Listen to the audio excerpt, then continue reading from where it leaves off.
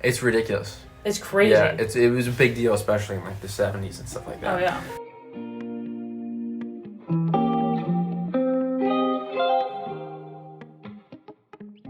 Welcome back to Conversations with Chloe. I'm Chloe Matthew, and today we have a very special guest, Christopher Weber. How are you? I'm very good. How are you today? I'm very good as well. Chris is here to talk to us about being an expert at playing the guitar. I wouldn't call myself an expert, but Peter Davis and Michael Johnson are experts, a part of the Salve music program. Oh. I would call them experts, but not myself. Well, to me, you're an expert.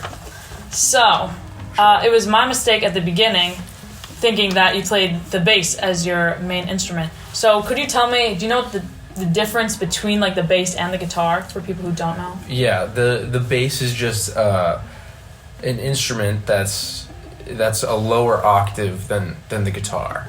Octaves, like in musical sense, is like you have different. Say you take the note C, you can raise it an octave or lower it an octave. They have middle C, and bass is basically it holds down the lower side of the. I'm not a perfect expert on this, so I don't know all the technical terms, but it's basically a lower octave than the guitar, and it just supports the background of the rhythm section. All right, thank you. And so, when did you start playing the guitar? I started playing probably around 5 years ago, 8th grade around. Really? Yeah. And so what made you start playing? My dad was in a band in college. He had picked up the guitar when he was around the same age that I picked up the guitar.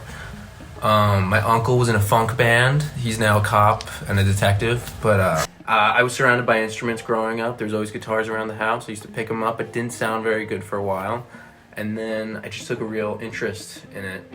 Played video games for a while, and then I realized this thing was a lot more interesting, a lot more fun, and I could have more satisfaction and more fulfillment from playing it. So yeah. Wise words. And so I've heard you play a few times, and I think you're very good. A little bit, thank you. And so, like, when did you feel like you're actually like getting good at it? Well, I still don't think I'm that good. That's the thing, and I'm really not. To the audience, he's very good. So he's being true. modest. But I'm still not that good. I don't have a complete understanding of the instrument. It's very intricate, and there's a lot of levels, and it takes a lifetime to learn the whole thing. But I would say I felt more confident probably around like 2 years ago. That's when I started kind of making my own. I don't make music, but I do make my own kind of songs and stuff like that. That it's all unfinished work, but it just I had more confidence, I think, in my own guitar playing. Probably 2 years ago. Oh, very interesting. And so, like, what would you say is your favorite music to play and then to listen to?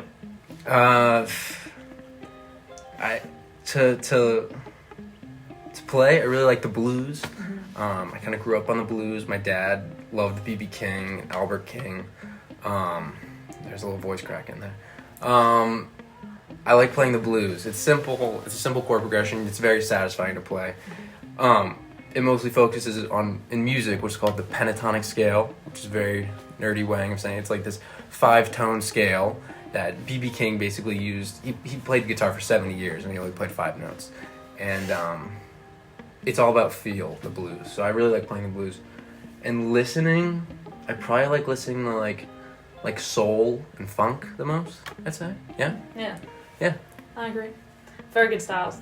B.B. King is amazing. I love B.B. King. Yeah. My dad's huge into B.B. King. Like, he went to 5 concerts. That's crazy. I know. Yeah, so B.B. King's pretty cool. Yeah, my dad met him like backstage once. And Did he? This is all my dad's brother ran this like advertising thing at one point, and B.B. King was coming to this random town in Pennsylvania, and my dad, when he was young, got to meet him backstage, and that's pretty cool. Really? So that is a cool story that I heard. And yeah. Did he say like what B.B. King was like? He was just more in like amazement and awe for him. So I think it was more like a surreal experience that he was like not really focused on what Yeah. Wow, that's actually so cool. That's lucky. So are you in a band right now? I'm in the school jazz ensemble and jazz combo. the Jazz Combo does have a name. It's called Half Off the Rug is the name of Really? the Jazz I Combo. didn't know that. And we played yesterday for the first time this semester, which is pretty fun.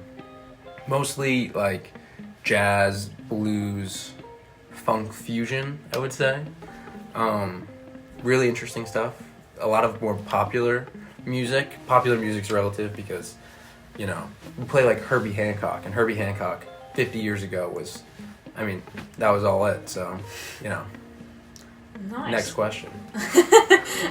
Would you ever think of like starting your own band? Yeah, for sure. There's some really cool people. College is a great place to meet people for starting your own musical endeavors. So, yeah, I would hope so, yeah. And what kind of band would you want to start? Like a funk band or jazz? I like playing the stuff we do now because it kind of opens my eyes to, like, I like learning this, like, new stuff that's kind of out of my comfort zone. I love, like, Mac DeMarco, what he's done, because he's very much, like, in his own bedroom making his own songs, and I'd like to think I kind of do that a little bit.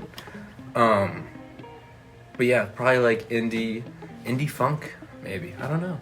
Yeah. Maybe create a new genre. There's a bunch of new genres nowadays, so like they all kind of bounce off of one another, and it's pretty interesting stuff. Yeah, and it's funny you say Mac DeMarco because over break, I know you talked to me about Mac DeMarco before, and I was like, you know what? Like Chris talked about Mac DeMarco, I'm gonna like check out his music, and I did, and I really liked it. And I made like a whole playlist that like is sort of that kind of vibe, and I was like, wow. Go, Chris, for opening my eyes to the world of music. Okay, all right. And so, do you think you'd ever follow music as like a professional career or like teach music or something like that? I definitely think it will be incorporated in my career somehow. I had this teacher in 6th grade. He was an English teacher, but he graduated from Berklee College of Music. Really? If you don't know Berklee, it's just like, you know Berklee, right? Yeah, it's like this... It's one of the most prestigious music schools in the country or in the world, right? And for him to be an English teacher, I was in 6th grade, he was so influential, like, on our class, because he had an acoustic guitar in the corner. And we'd assign some readings, and he'd just be playing. It was just this nice, I don't know, he had this, I guess, musical personality of the way he taught, I guess. I don't know. Mm-hmm. He definitely reflected music teachers that I now have today. I'm mostly self-taught, so this is kind of my first interaction with, you know, music program and music teachers. So, yeah, I think I'd want to do something, you know, I'm secondary ed in history, but doesn't mean I can, you know, can't incorporate music into my career. Right, 100%. And if you're like a teacher, you probably get summers off. And if you're in a band, you could go tour during the summers. I don't know. Yeah, I mean, a lot of the guys here that aren't exactly music majors or anything, they're all incorporated in, you know, the world of music. So, right. Especially being in Newport Jazz, Newport Folk Festival. 100%. Yeah. Yeah. Do you plan on going to the Newport Jazz Festival? Yeah, that'd be a good time. Yeah, I think it sounds cool. Yeah, I've never been, so.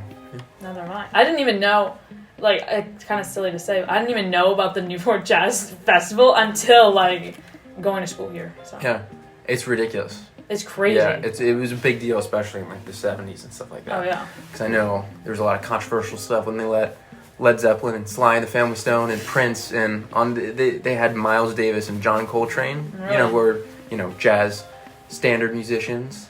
Mm-hmm.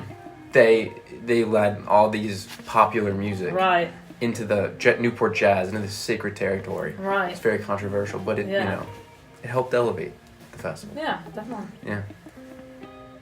Yeah. Well, thank you so much, Chris, for taking the time out of your very busy schedule to enlighten us on the love of music you have. Sure. And again, I'm not an expert, not in any way, but I do love music. So yeah. Well, thank you very much. Thanks for listening to Conversations with Chloe.